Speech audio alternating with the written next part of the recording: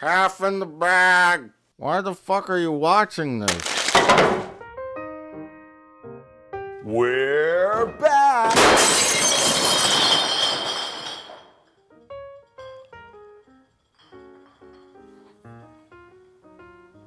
Oh.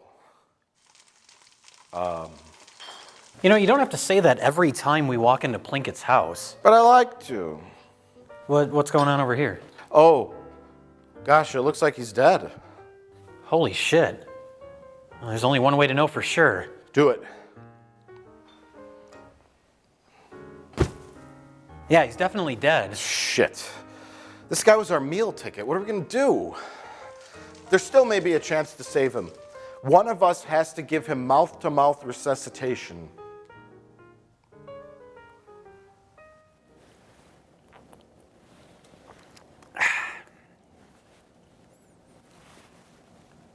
Hey, did you ever give him mouth-to-mouth? Mm-hmm. Apparently it didn't work, though.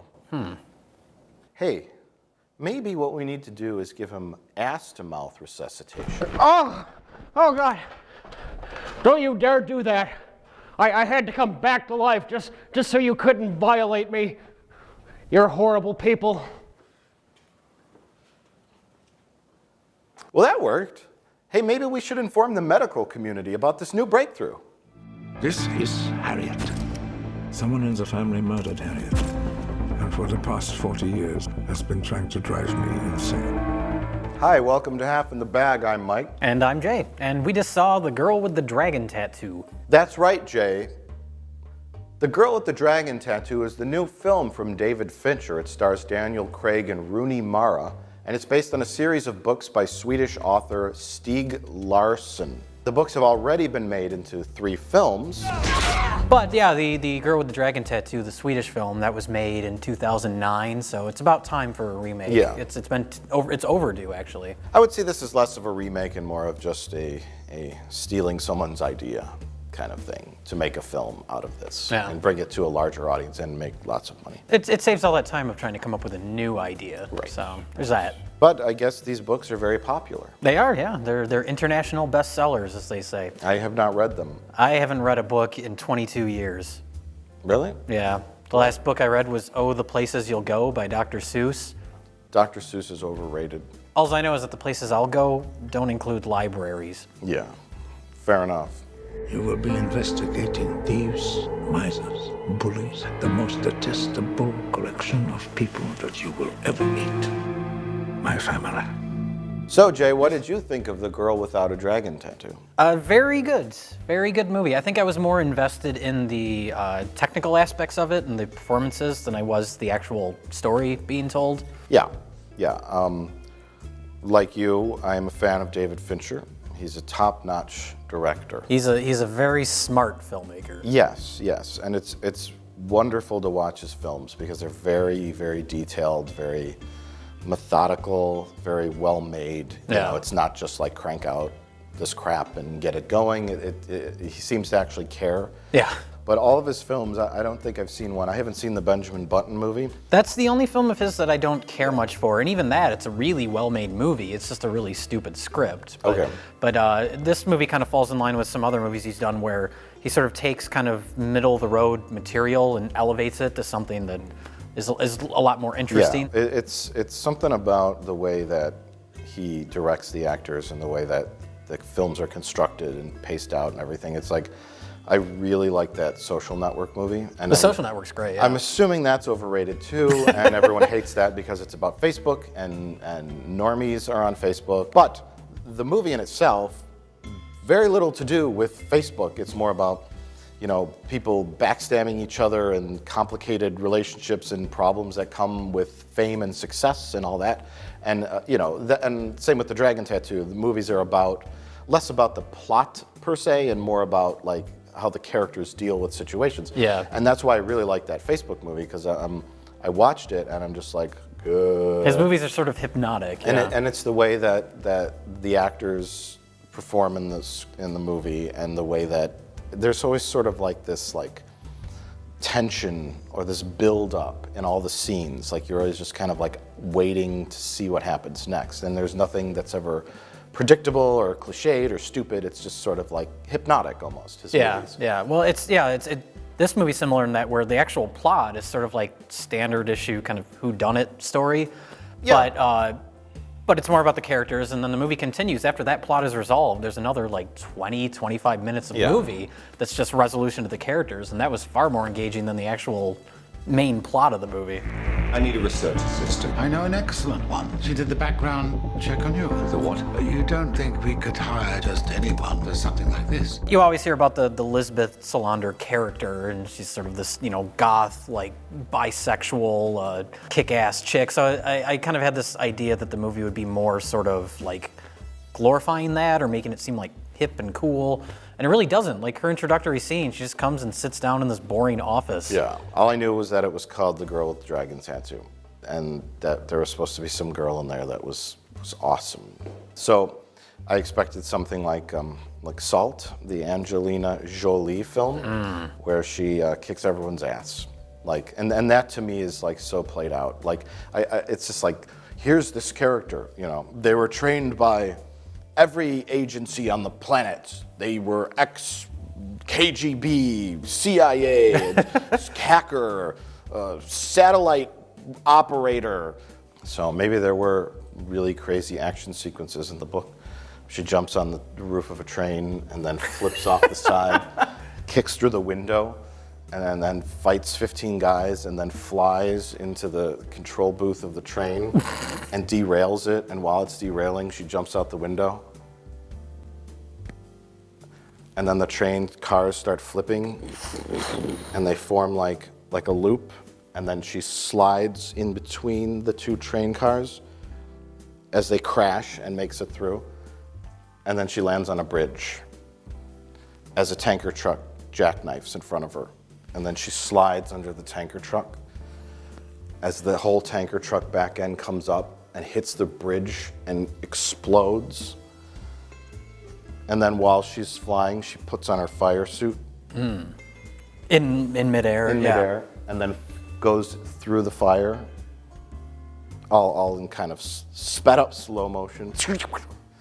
That's the strong female character. And this character is like a complete twist on that. It still has those same elements, but she's like a wounded animal. She's sort of pathetic, run down, but she still retains all those traits. Yeah, well, and that's a David Fincher thing, is sort of grounding everything in a reality. I think it kind of played with the idea of who was the main character a little too. Oh yeah. Because you relate to Daniel Craig a lot because he's more normal. Lisbeth Salander they keep showing her how she's a weirdo. I mean, she does horrible things in the first part of the movie. She's kind of pathetic. She eats junky food. She's doing illegal things, hacking into people's computers. And so you're like, and then there's, they sort of have once they meet halfway through the film and start working together, there's sort of like a polar shift. And that's what I liked about the characters in that movie, is that they weren't like clean cut and, black and white. Yeah. The cinematography too, the look of the movie, it's very drab, very bleak, and then you have Sweden in the dead of winter, like it looks great, and it completely sets the mood. Yeah, it almost feels like available light most of the time, which I really like, as opposed to like, I don't know, Spielberg's DP. Everything's bright and glowing. Everyone glows, and there's light coming, look at me, I'm the DP. There's look at me, I'm the DP, or look at me, I'm the director kind of shots. Yeah. And you'd never see those rarely in the David Fincher movies. Some of his earlier stuff, like Fight Club, but that's sort of a movie that's intentionally stylized. But this didn't need anything like that. No.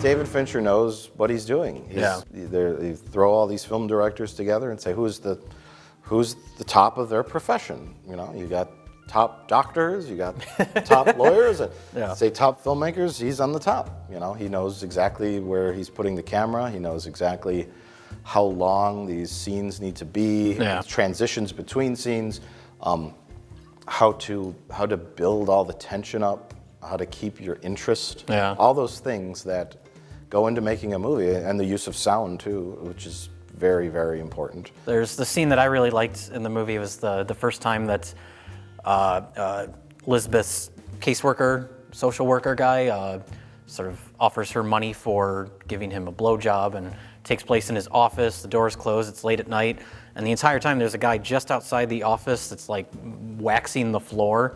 And that entire scene in the office, you can hear the guy just outside waxing the floor. And as the scene progresses and it gets sort of creepier and more intense, that sound starts to get worked into the score, and I thought that was really well, the way it sort of builds. Yeah, there's all that. There's all that. It's like the most effective, perfect way to make films.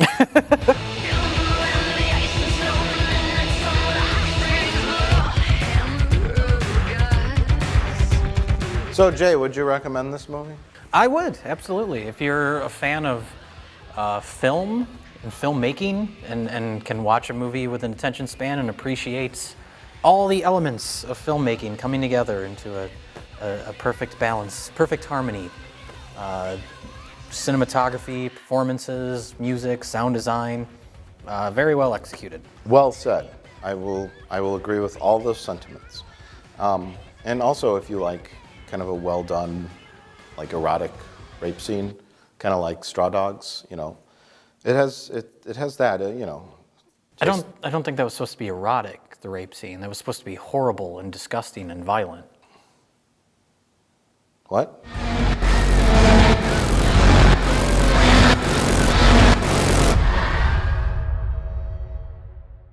So it was nice that at the end of 2011, there was actually a really quality movie being released, that being The Girl with the Dragon Tattoo. It makes up for a lot of the crap we saw in 2011. We saw a lot of bad movies, but there's a lot of things we saw that we didn't do on the show. Yeah. So we're going to do a little recap of 2011 movies that we did not discuss on the program. A brief little best and worst of 2011. But since we are simple, lowly VCR repairmen, we are not film critics, we typically don't see every film that comes out like a professional film critic. So Right. it's the best of what we've seen list, or let's say... It should be more of a what we saw list. Yeah. Not even a best of or worst of. Sure. Okay. So recommendations. Sure. Because we can say we liked certain things or didn't. But we're going to quickly recap the other things we saw this year. Anything to report?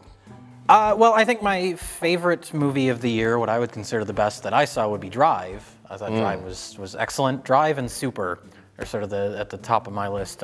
But as far as just sort of favorite theater-going experience, most fun I had watching a movie, I would have to say The Muppets. I fucking loved The Muppets. I thought it was excellent. I am in the same category with Drive and Super. They were the most kind of refreshing, entertaining films that I saw this year, which I guess says a lot about the both of us, because they're both films about a withdrawn, deranged psychopath who likes violence. Those tend to be the movies I gravitate towards for whatever reason. So. Yeah, but I did not see The Muppets. I realize I am no longer a child. You don't have to be a child to enjoy The Muppets. You just have to have a soul.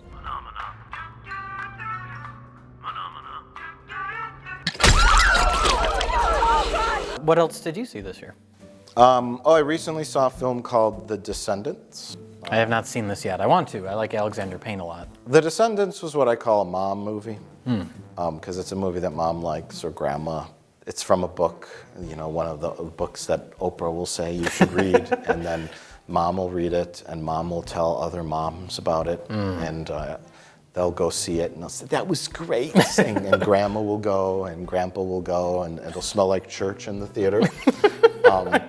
You know, the director is fairly straightforward, I'll say, in his approach. Yeah. Well, when I think of Alexander Payne, there's always sort of like a cynical edge to his movies. There's that. There's sort of a dark edge to it. So. Well, I wouldn't say dark. Certainly cynical. The movie's about him and his kids, but it's also about their descendants of, like, sort of the heirs to property. You know, dating all the way back to when we acquired Hawaii as a state. So it's about them selling off this property and making a whole bunch of money, but his wife is also in a coma and going to die. Okay. So it's about him dealing with that, and he's a very practical character. He's not very prone to like hysterics or anything like that. He's just very like, this is how I deal with this, and he kind of reminded me of me, Okay. And that's why I found it interesting. But he's dealing with all these really heavy issues. His wife was cheating on him, his daughters, how to raise them, and so there's some pointed emotional moments, but then there's some parts where you think it's supposed to be really emotional, and then it kind of turns into sarcasm or comedy, and you're like, oh, that sounds like Alexander Payne. how life kind of really works. Yeah. How some things are just like, okay, it was very, very entertaining. So a movie about emotions and feelings, but not schmaltzy. Yeah, it didn't get too melodramatic and corny. Sup, bro? Don't ever do that to me again. Well, speaking of melodramatic and corny, we both saw Super 8, and we did not discuss that movie on the show. Oh yeah, polar opposite. That's well, what's your stance on J.J. Abrams as far as the way he manipulates an audience? Oh yeah, J.J. Abrams is very effective at heartstring tugging and emotional manipulation and all that. He is the new Steven Spielberg, essentially. Yes. I remember you saying you really liked it when it was done, and I did to a certain degree. I enjoyed the movie. The biggest problem with the movie is that it for the majority of the running time, it wants to be like a Godzilla type movie, and then at the end, it decides it wants to be E.T., and it's like you can't really have it both ways, Yeah. At least not the way the movie is executed. Yeah. Well, it had the front of trying to be a movie about something smaller, sort of like E.T., a coming of age story with the boy and all that, and this was like a boy falling in love. And then so the monster isn't super important, but It's a movie that's dragging you where it wants you to go emotionally. Yes. I generally prefer movies dragging that go a you little on more subtle. on a slip and slide filled with schmaltzy, gooey material. Yeah. It's not dragging you through a broken glass like some movies, but it's dragging you along a slip and slide, and you're just like, okay, I'll go down the slip and slide, just pull me along. And that's how I felt. And at the end, it was like, oh, okay.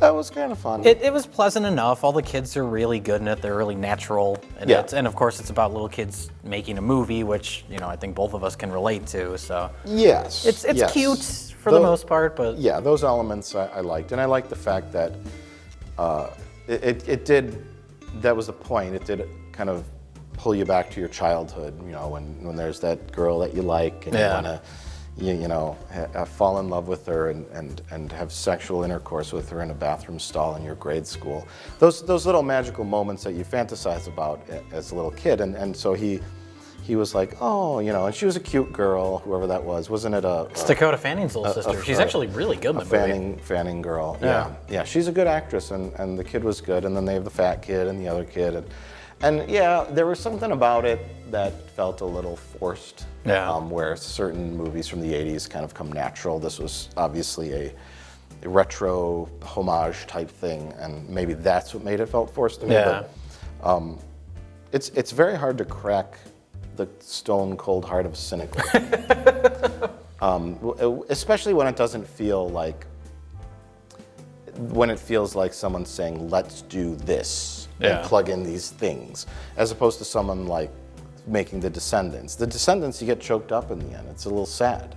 And it feels normal. Feels natural. Natural. It feels like someone kind of wanted to tell this story. And it feels like more honest as far as a film goes. Like, it doesn't feel like, well, let's do this, let's have this, and we're gonna make it like E.T. mixed with Goonies, mixed with this, and then we're gonna have the light glowing, and we're gonna do all these beautiful close-ups of kids with eyes of wonderment. And then the music swells. By the way, can we copyright wonderment? Can we trademark that?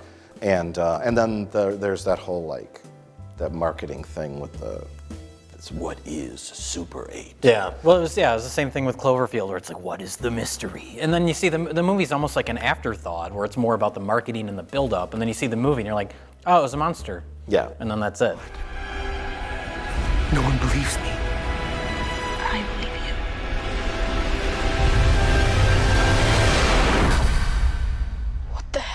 So speaking of uplifting schmaltzy movies that tug at your heartstrings, we also both saw Melancholia, which is the feel-good movie of the year. Yeah. Lars von Trier knows how to make an audience feel great at the end of his film. I was actually mildly disappointed in Melancholia. Okay. I like Lars von Trier. I really loved Antichrist, and I don't know. It stuck with me, Melancholia. Like, I'm still thinking about it weeks after, which is a good sign. It's actually grown on me a bit, but when I first saw it, I was a little disappointed. It's sort of broken up into two halves, and I like the second half a lot. Yeah. Where things are sort of more engaging and something's happening other than Kirsten Dunst is sad. I mean, I know the movie's about depression, and the first half is sort of building that up, but I don't know. I didn't care much about her in the movie. Her performance is good, but... Well, I was excited to see the film because I'm a fan of Kirsten Dunst. I like Kirsten Dunst. I'm oddly attracted to her. Some people think she's strange looking or whatever. They call her Snaggletooth. They call her Snaggletooth. I like her. Her favorite film that she was in is called Dunstan Checks In. It's a porno. Oh, okay. It takes place in a hotel and she fucks a monkey. Back to Melancholia. Melancholia, there are certain images in it and things that happen that really stick with you, especially the end. Yeah. And some of the imagery in the opening. But yeah, first half felt a little completely different than the second half. But it's sort of like, I don't know, there's a lot going on in that movie too, where it's like, first half, Kirsten Dunst is getting married, and it doesn't feel like anything has anything to do with the second half. But the first half is her story, the second half is the sister's story. And so they're sort of like two different things. Yeah. So then you have that and this ominous planet that's always like coming towards Earth, and lots of depression issues. The first half, Kirsten Dunst is sort of like the outcast, the black sheep, the crazy person. Everyone hates her. I guess the wedding sort of symbolized like normalcy. You know what I mean? Like, that's like a normal event, and everyone has their way of acting appropriately during that event. And she's just like, she sticks out like a sore thumb, even though she's the bride, because she's so weird and fucked up. And then the second half, it's very like blue and sad, and she's sort of the normal one in that situation, and everyone else is like, trying to deal with this ominous threat of the destruction of the Earth, and she's the one that you gravitate toward as being like relatable in the second half. So there's all that stuff going on, but weird dialogue, the way people act is weird, and, Well, I liked Udo Kier in the first half of the movie, where he's so disgusted by Kirsten Dunst. He says, "I'm not going to look at her all night," so that he keeps doing this. Yeah, Stellan Skarsgård. It works. It has sort of an otherworldly feel to it.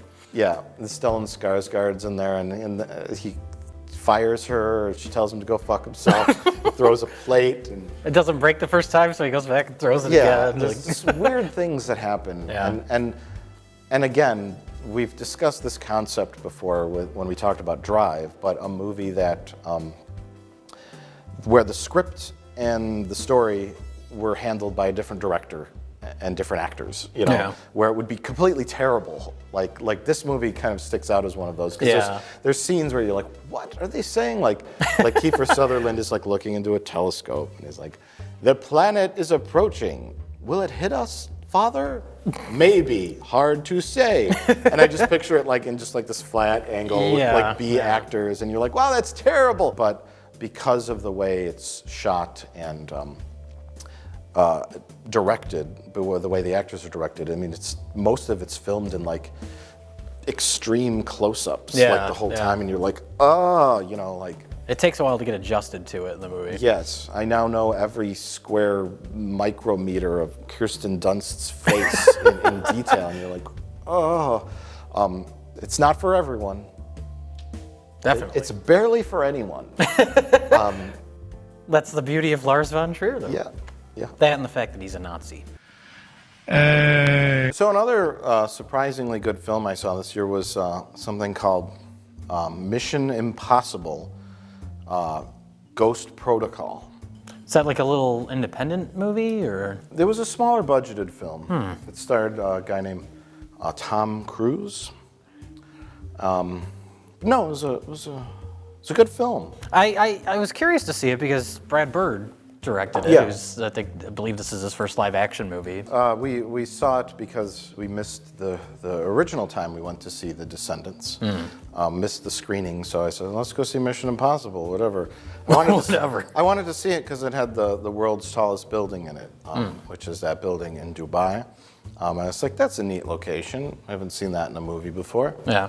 And then we ended up seeing it on the Ultra Screen. And I was like, okay, I'll watch a big, dumb action movie. And it turned out that it wasn't a big, dumb action movie. I mean, it was what it was. Yeah. It was exactly what you expected, a Mission Impossible movie. But I read later that it said there was only 700 visual effects shots in the movie, which I took as an attribute. It's funny that you think about that now, like only 700 effects shots. You think back to the movies of like the 80s where they're like, we have 32 composite shots in this film. But now it's like, yeah, the 65,000 effect shots in Transformers movies or whatever. Right. And it was like, I thought that was a good thing. I was like, wow, less special effects, good. But it wasn't just that. It was sort of that. It didn't have all that crazy, unbelievable nonsense stuff in it. Where people can do anything and they're invincible. Where people can do anything, yeah. And there was a couple of moments, but there was lots of practical stuff too. I mean, there's a kind of a simple sequence where he's hanging outside that building. He's got to use these suction things to crawl on it and swing around and fun stuff like that. And there's a particularly good sequence in a car parking garage structure that's automated, where these like lifts go up and get the cars and bring them down for the people, and sort of reminded me of like an Indiana Jones-ish type situation. Yeah. They're trying to get this bag and he's fighting this guy and the bag falls. He falls 2 levels down, but the bag's on another car and it's going up. I got to get back up, and and then, so it was fun, but it looked all like realistic. It didn't look goofy or overly computer graphics and all that stuff. So, and an interesting little spy plot. Fine. Simon Pegg was in it, and he had lots of laugh out loud moments. Very, very funny. He was sort of the comic relief character, the computer whiz guy. Yeah. And I was surprised by it. And like you said, Brad Bird, I saw him, I was like, oh yeah, he directed this. I forgot about that. And for those of you who don't know who Brad Bird is, he did The Incredibles. The best Pixar movie. Yeah, he worked on The Simpsons a lot, writer and producer type thing. So mostly known for animation. Which is almost a reason to be concerned that it would be over-reliant on sort of CG effects or animated stuff. Things, yeah. Well, the Incredibles is like one of the best action movies, I think, I've ever seen. That's entirely animated. And that's great. So, yeah, surprised by that one. I enjoyed it.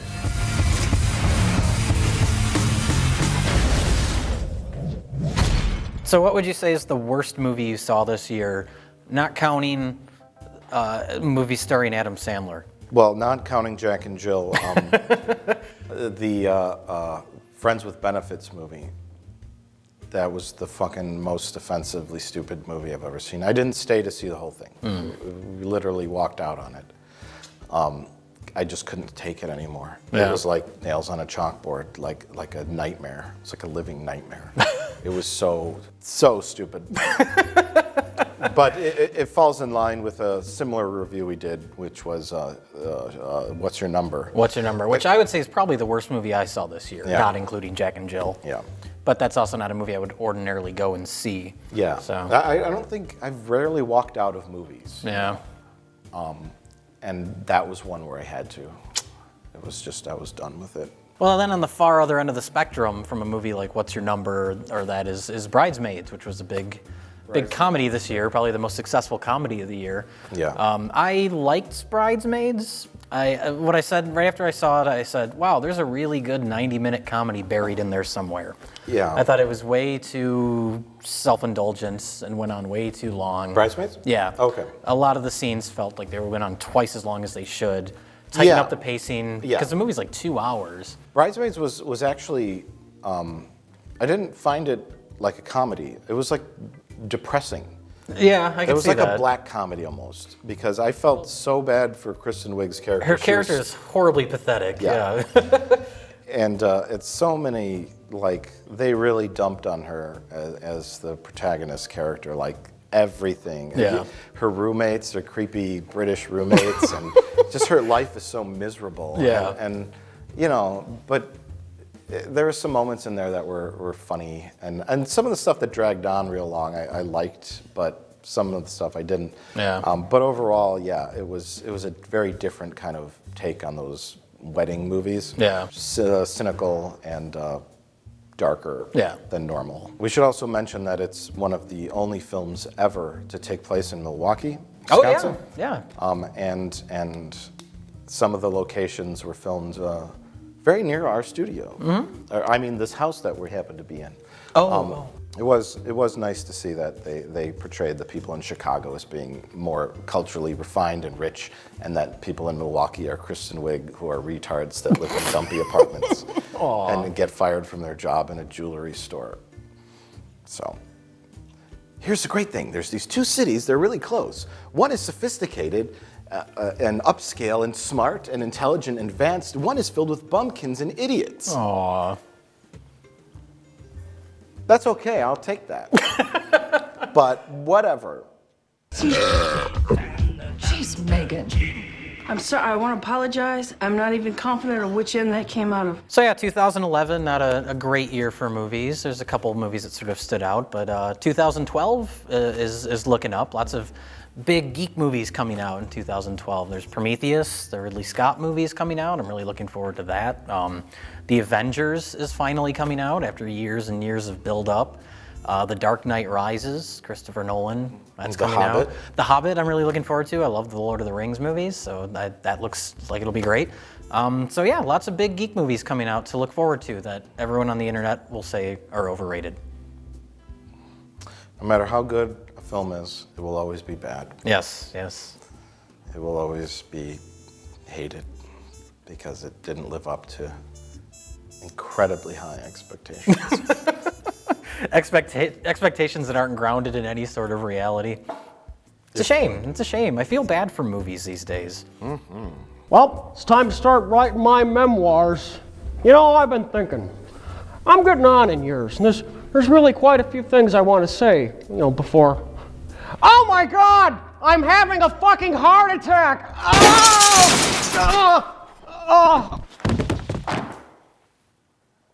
Oh, I guess he's dead again.